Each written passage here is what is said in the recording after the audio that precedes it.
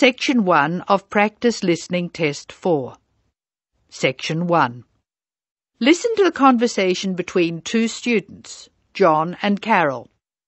They have a list of the names of authors whose books have been given to the library. They have to classify the authors as writers of cookery, sports, or travel books. First, you have some time to look at questions 1 to 8 on the table.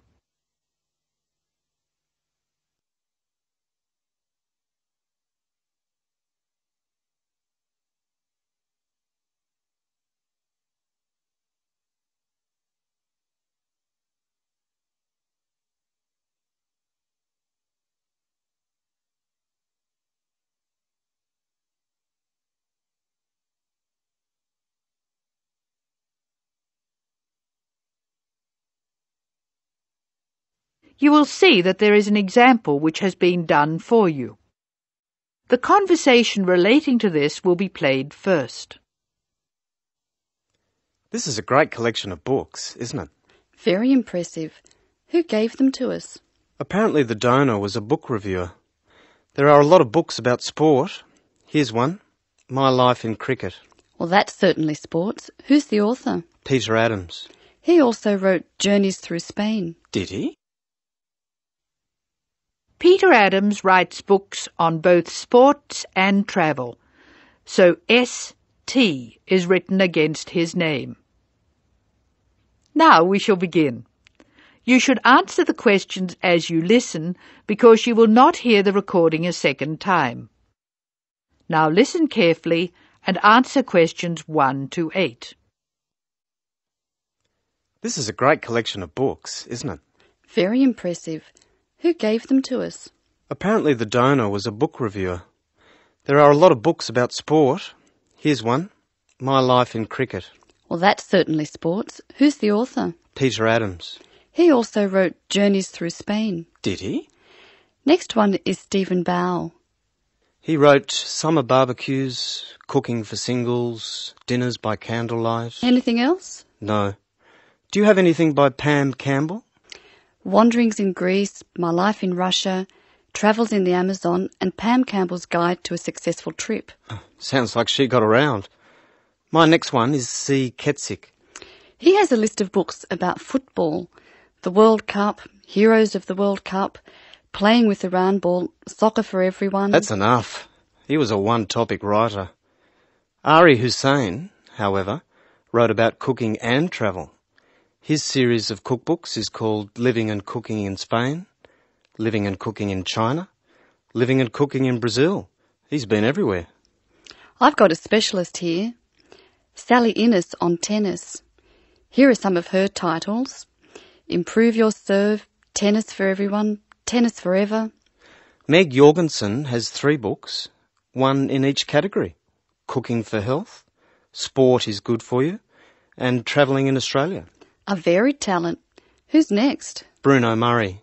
He wrote children's books, a whole series called A Child's Guide to, and then The Name of the City.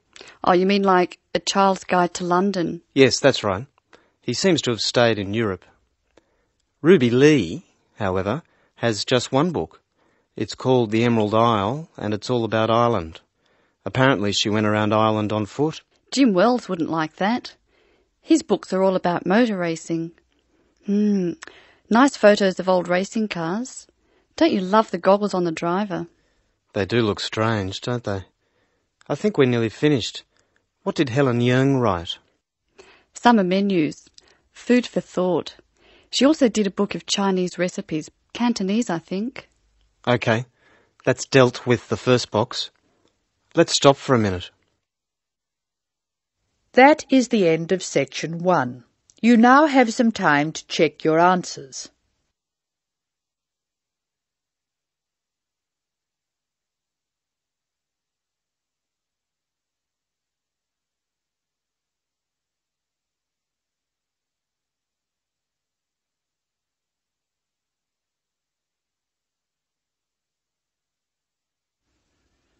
Now turn to Section 2. Section 2. You are going to hear a talk by a student advisor who is inviting new students to a welcoming party. Look at the invitation. Tick if the information is correct or write in the changes. First look at questions 9 to 14.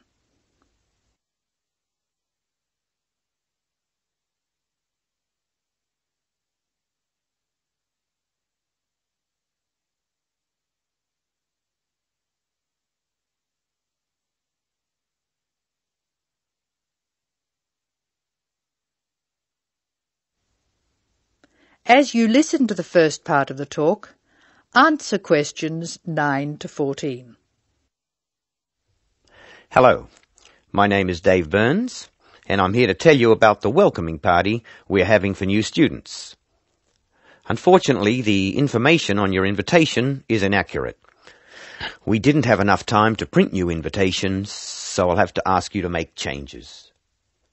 To start with, this isn't a welcoming lunch, it's a dance party.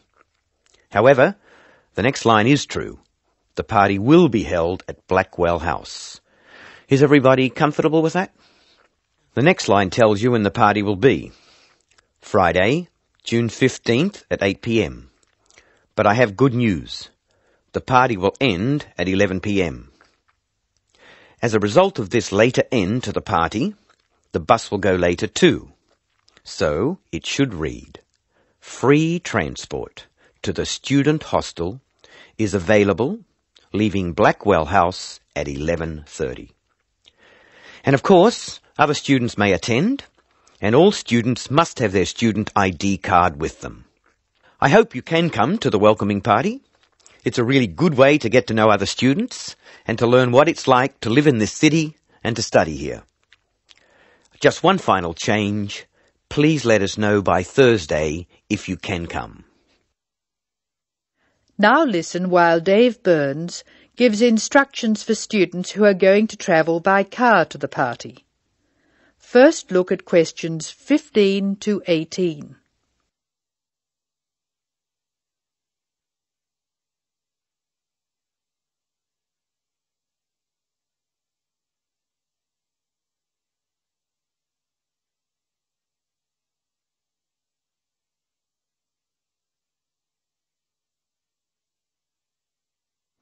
Write no more than 3 words for each answer.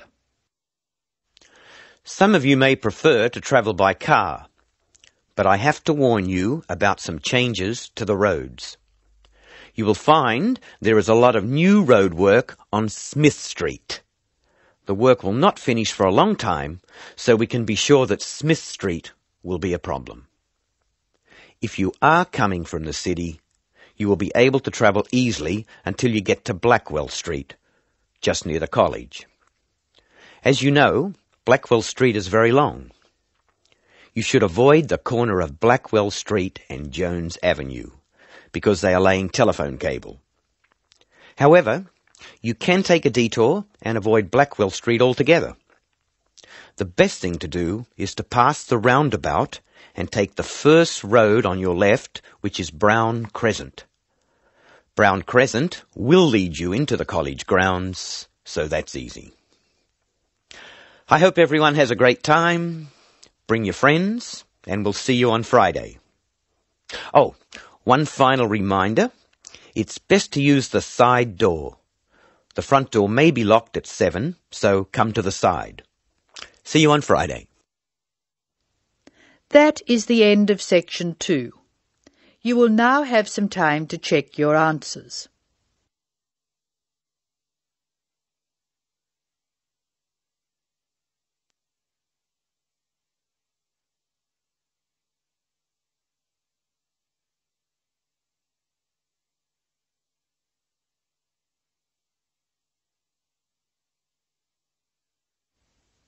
Now turn to section 3. Section 3. In this section you will hear a discussion between 2 students who have to describe a lawn sprinkler for part of their general science course. A lawn sprinkler is a machine designed to water gardens and lawns. In the first part of the discussion, the students are talking about the different parts of the sprinkler. First look at questions 19 to 23. Note the example that has been done for you.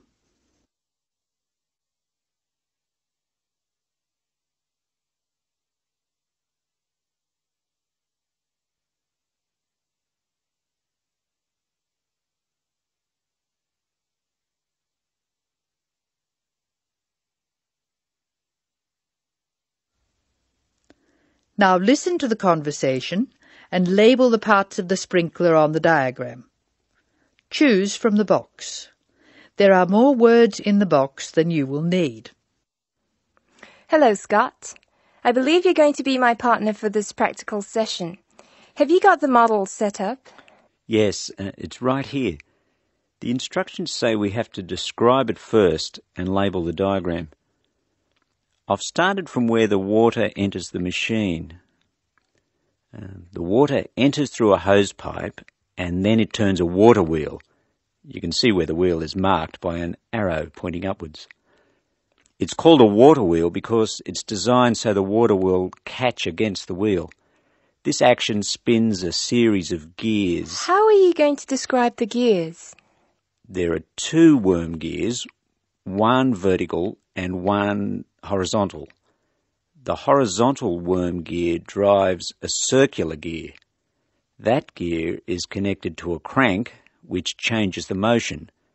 The crank is already labelled. Do you see the 2 white arrows? I see. Okay. The water has passed across the water wheel. Then what? Okay. Then you could say the water passes through the spray tube. Yes, I see. And the water is then spread over the lawn through holes at the top of the spray tube. How are you going to describe the base? How about this? The sprinkler stands on a base consisting of 2 metal tubes which join at a hinge at one end and continue into a plastic moulding at the other. That's certainly starting at the bottom. Do you want to mention that there's no water in the base? I don't think that's necessary. If you look at the diagram, it's easy to see that the only metal tube to contain water is the spray tube. You can actually see the water coming out of it. Now listen while Linda and Scott's instructor, Mark Stewart, talks to them. Answer questions 24 to 29.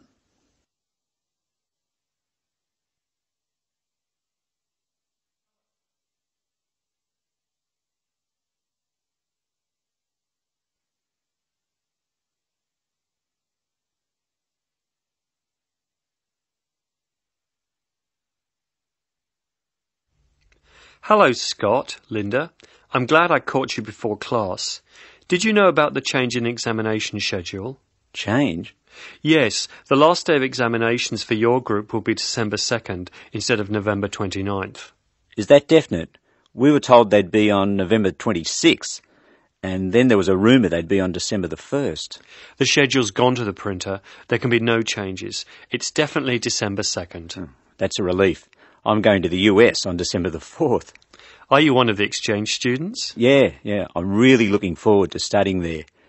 Do you know if their general science courses are anything like ours? It's not very likely.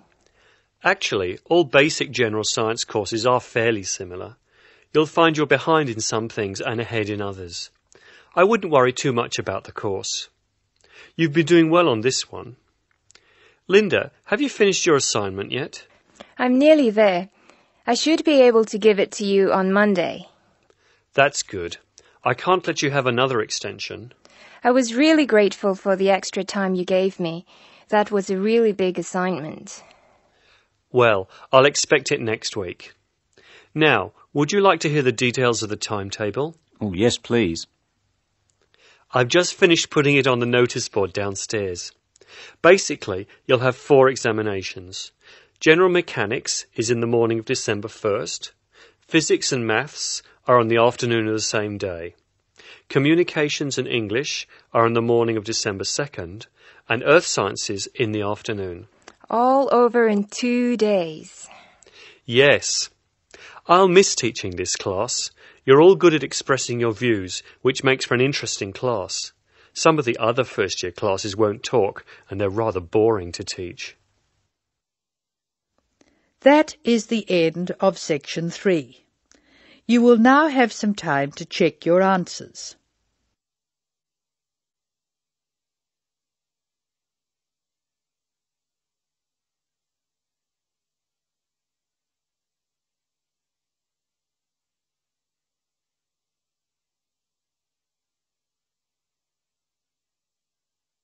Now turn to Section 4.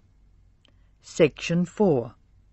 You will hear an extract from a talk about student health, and specifically about ways to avoid headaches. Listen to what the speaker says and complete the summary.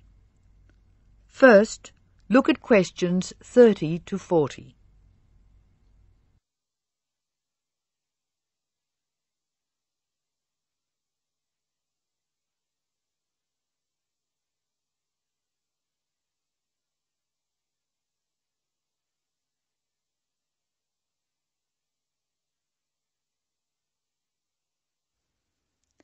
As you listen to the talk, answer questions 30 to 40.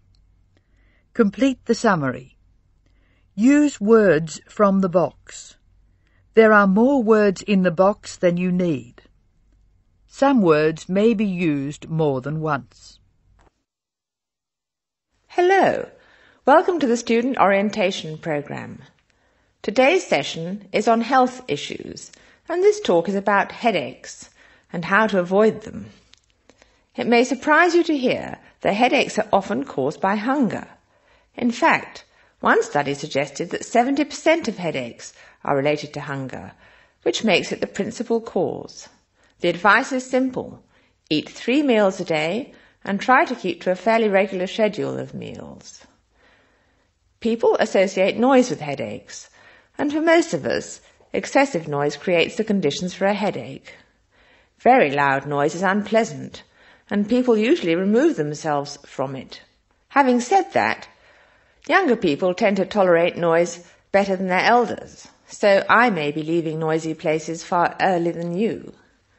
Just remember that exposure to too much noise may predispose you to a headache.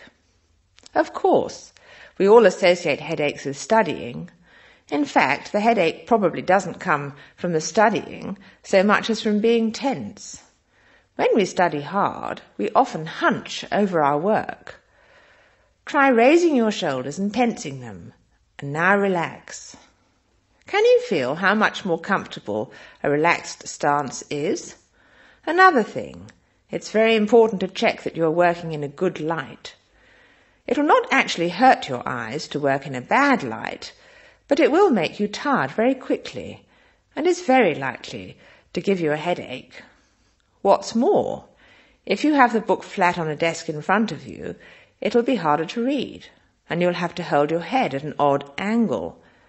It is wise to have a book rest, which raises the material you are reading 45 degrees to the desk. This will help reduce your chance of a headache. Try to relax before bed, so that you will be relaxed when you try to sleep. A soak in a hot bath may be helpful. It's also important to really sleep when you go to bed.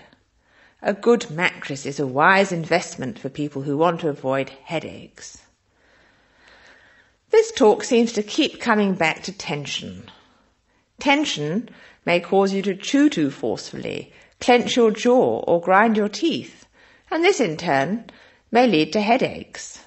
It is very easy to say that you shouldn't grind your teeth, and very hard to stop, particularly if you grind your teeth in your sleep. Try to avoid situations which will make you tense, particularly just before bed. If you do compulsively grind your teeth in your sleep, ask your dentist about a soft mouth guard. In general, try to eat regular meals and avoid tense situations. Be sure you get plenty of exercise. Hopefully your headaches will be greatly reduced. One other thing I should point out, avoid smoky rooms and cars. Such places certainly encourage headaches, and the smoke may be doing you quite serious long-term damage. That is the end of Section 4. Now you have some time to check your answers.